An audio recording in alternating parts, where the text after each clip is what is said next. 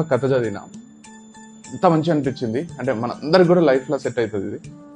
ఒక ఆయన ఉంటాడు, వాళ్ళ భార్యకు మామిడికాయలన్నా మామిడి పండ్లన్నా మస్తు ఇష్టమని ఆమె కోసం ఒక పెద్ద మామిడి తోట ఉన్న ఫామ్ హౌస్ ఉంటాడు. గ్రాండ్ గా గృహప్రవేశం చేస్తాడు. అందరు చుట్టాలు, ఫ్రెండ్స్, బంధువులు అందరు వస్తారు.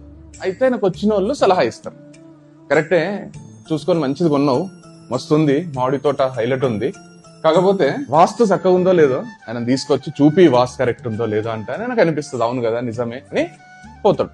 పోయి ఆయనను కలిసి ఆయనను పిలుచుకొని వస్తుంటాడు కార్లా. ఈయన డ్రైవ్ చేస్తుంటాడు, పక్కన కూర్చుంటాడు. ఆయనకు ఎవరు ఆరని కొట్టినా స్లో అవుతాడు, వాళ్ళని పోనిస్తాడు వేరే కార్లని. జ్యోతిష్యుడు చూస్తాడు, అడుగుతాడు ఎందుకు అట్లా చేస్తున్నావు, ఎందుకు అందరికి అట్లా సైడ్ ఎందుకు ఇస్తున్నావు అంటానే ఆయన చెప్తాడు, లేదు వాళ్ళకి ఏం తొందర ఉందో, ఏదో అర్జెంట్ ఉన్నట్టుంది పోనీ అంటాడు. పోతుంటాడు ఒక దగ్గర సడన్ గా ఒక పిల్లోడు ఉరుకుంటూ అవుతాడు. ఈయన సడన్ గా ఆపుతానే పక్కన ఆయన ఉంటాడు జ్యోతిష్యుడు. పోయిండు కదా ఒక పిల్లోడు, పో నువ్వు అంటే లేదు వెనకాల ఇంకో పిల్లోడు వస్తాడు.